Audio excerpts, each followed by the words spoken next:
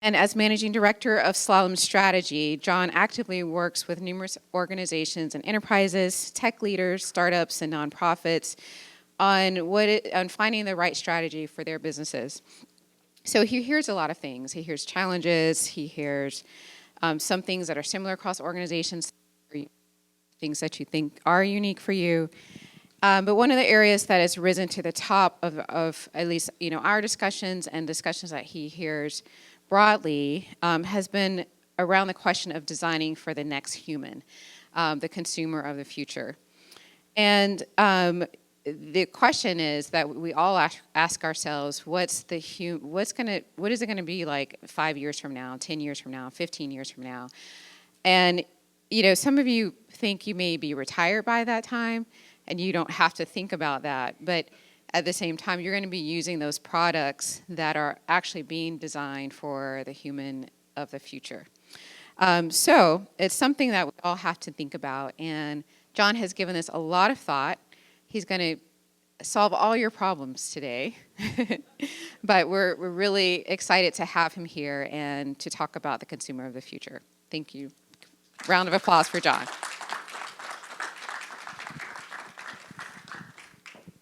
Thank you, Davida. No pressure at all. Solve all the problems. Well, thank you. I'm really excited to be here and talk to you for the next half an hour.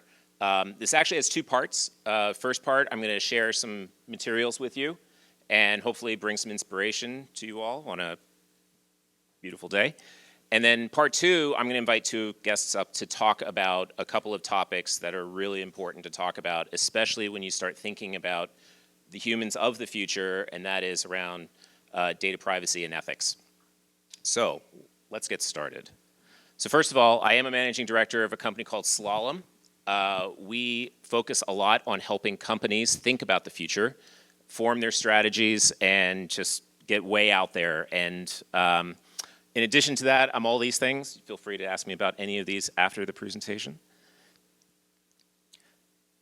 But mostly, what I've been spending a lot of time on is thinking about a real fundamental question and a link between two things: inspiration and innovation.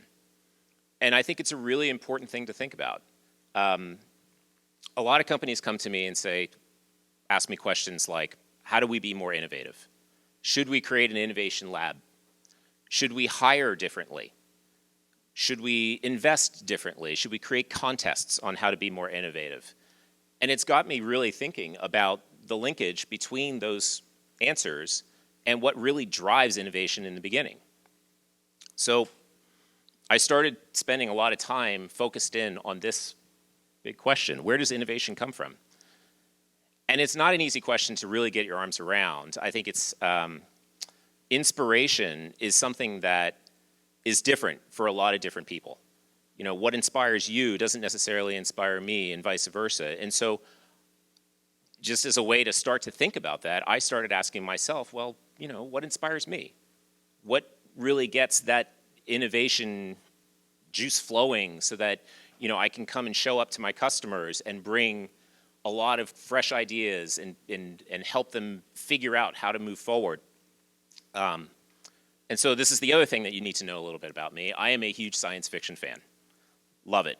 That's nothing better than to disappear into a dark theater and just for 2 hours lose yourself into a great science fiction plot. I'm even more fascinated when science fiction becomes science fact.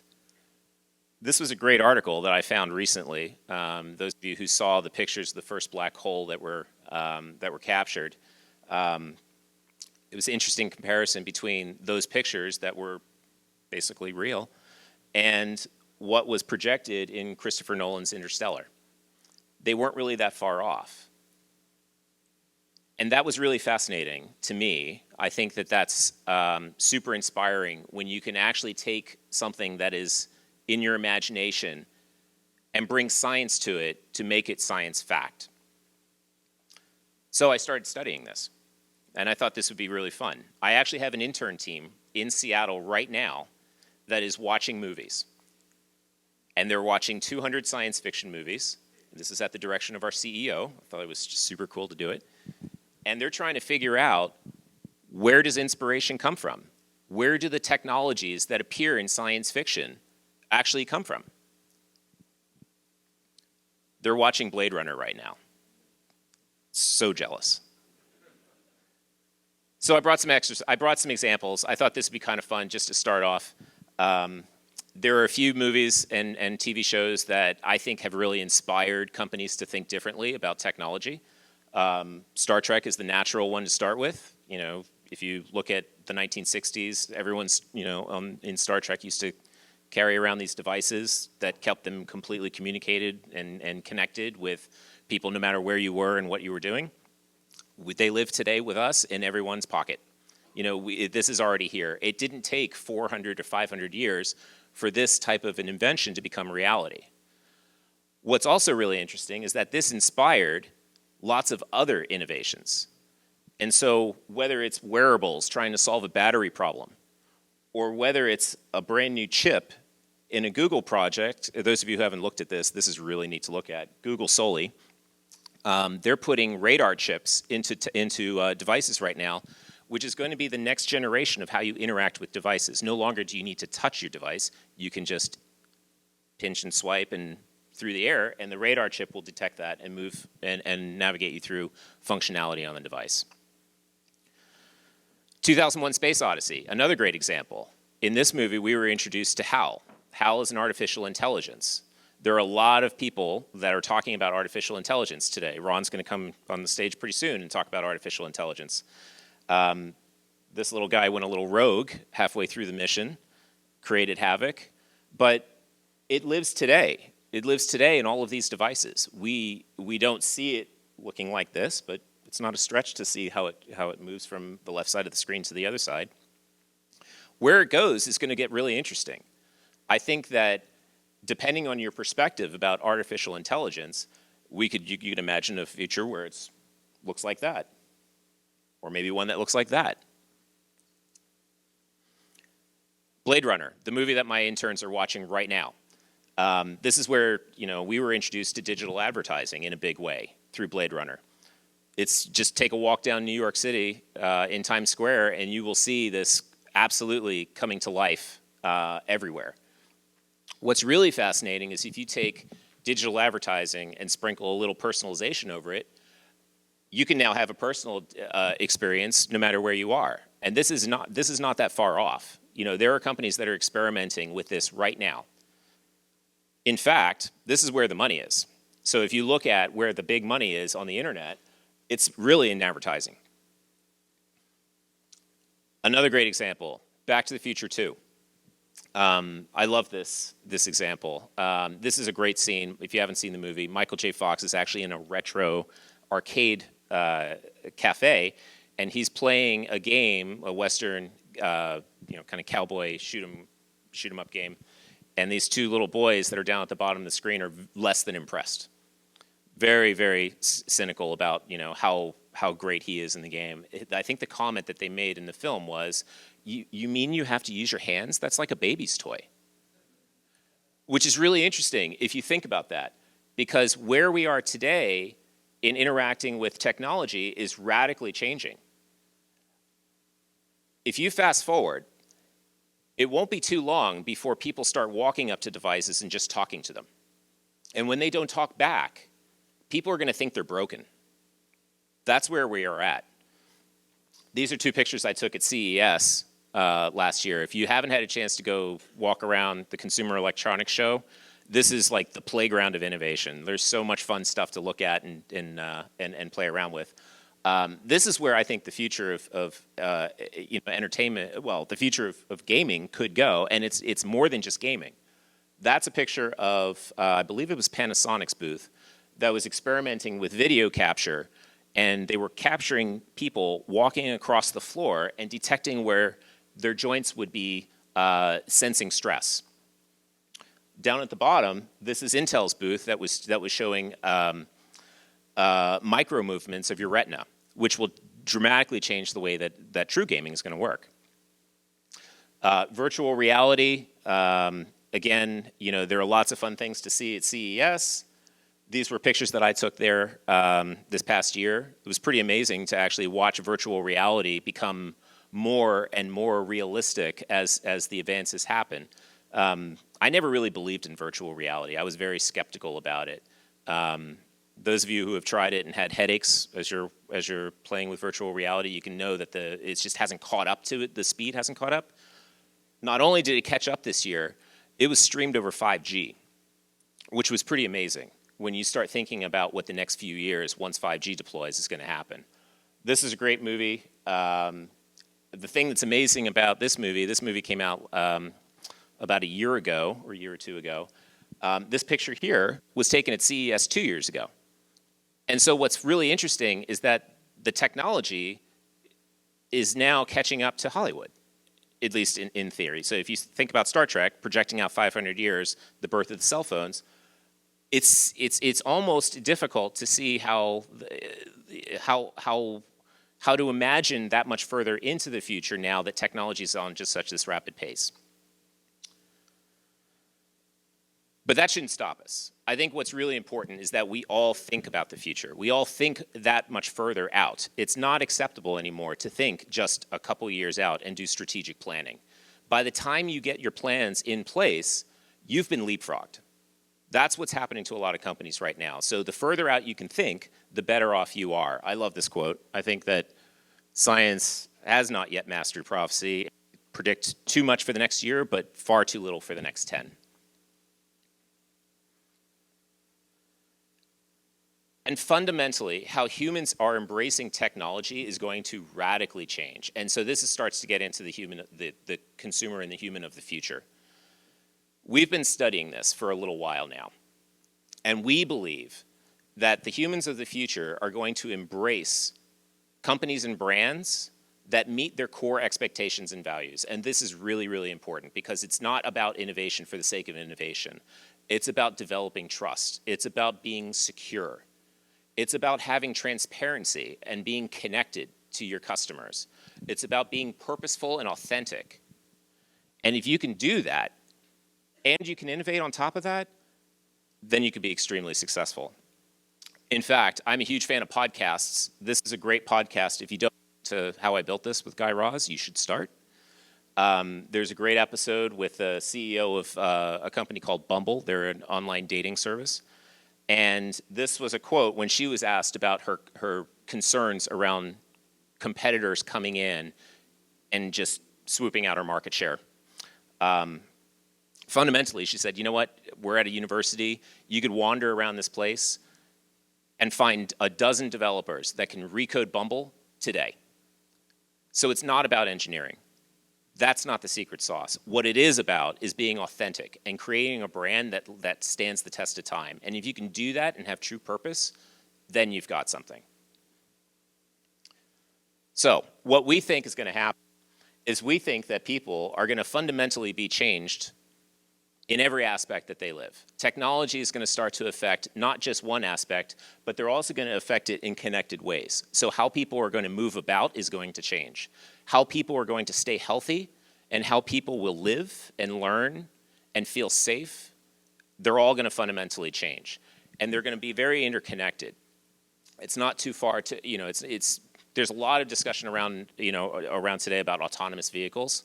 What's really interesting is not necessarily, autonomous vehicles are really interesting. I think what's even more interesting is what you can do when you're not driving the car. And that's where the excitement comes in.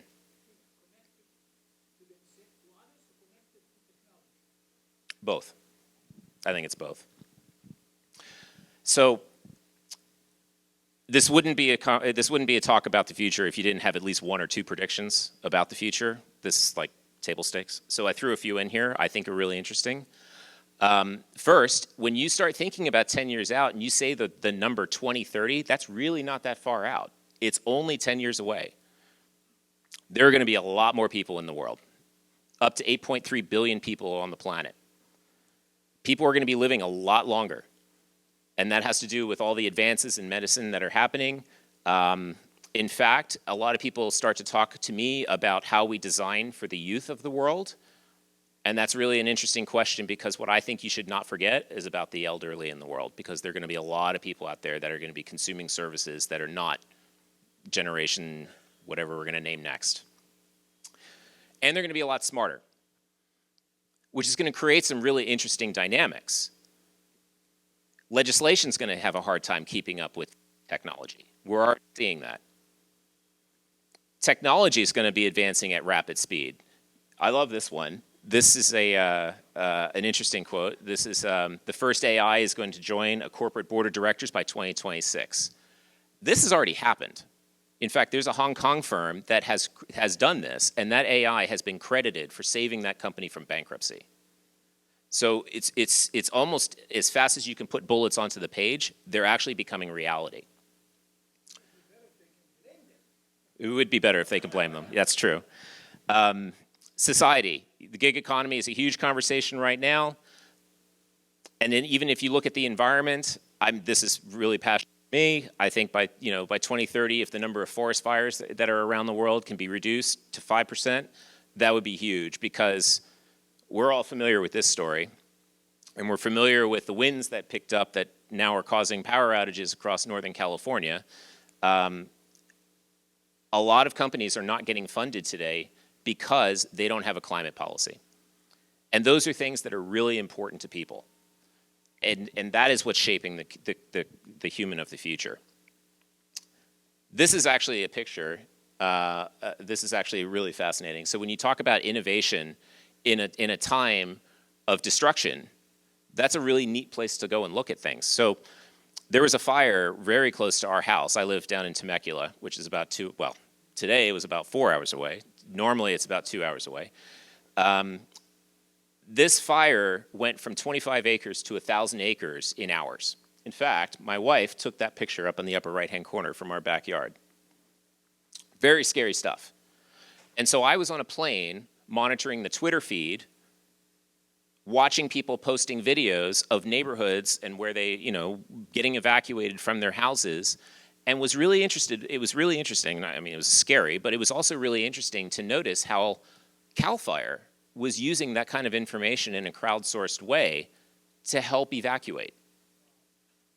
Very, very interesting. So innovation can come from any place. It really can come from anywhere. And so when people ask me about innovation and they ask me about inspiration, I always ask them, hey, if you could have a glimpse of what the world would look like in 10 years, what would you do with that? What would you create? And how would you get beyond your headlights? How would you start to connect the dots? How would you research the trends? Are you looking at trying to understand that connected human of the future and building into those products and services that you're thinking about ways to make them more meaningful, how to develop trust and how to develop purpose? Because if you can do that and you start to build this type of concept into your company's DNA, amazing things can happen. And this is what we're really excited about helping customers think through. It's really how do you inspire and empower an insurgent mindset? It's really powerful when you can do that. One last example. I feel like this would be a piece of artwork that would hang on your wall. I have a coworker that is based in Atlanta. Her name is Michelle. And she is an amazing person. And she's been doing some incredible work with partnerships with Google to help try and detect breast cancer. And she's been working with the American Cancer Society to do this. And it has been revolutionary in helping to find and detect breast cancer. In fact, there's a great quote. If you go to if you go to Slalom's website, you can see this quote from the American Cancer Society. Literally took 3 years worth of research and boiled it down to 3 weeks. And that's by using machine learning to detect tumors. It's incredible. And if that's not inspiration, then I don't know what is. And so it's really, again, just to kind of put a fine point on this, I really believe that innovation is the calling card of the future. And the raw materials that drive innovation is inspiration. And if you can figure out what is inspiring to you, then amazing things can happen. So with that, thank you. We're going to go to our next part.